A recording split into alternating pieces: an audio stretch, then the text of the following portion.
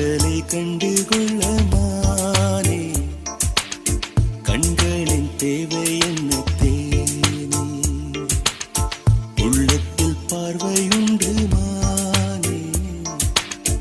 உண்மைகள் கண்டு செல்லும் தேனே நெஞ்சின் வண்ணங்களை ஓடும் எண்ணங்களை காண கண் வேண்டுமா பேச சொல் வேண்டுமா மலர் பூத்ததை வாசங்கள் சொல்லுமே தென்றலை கண்டு கொள்ளமானே கண்களின் தேவை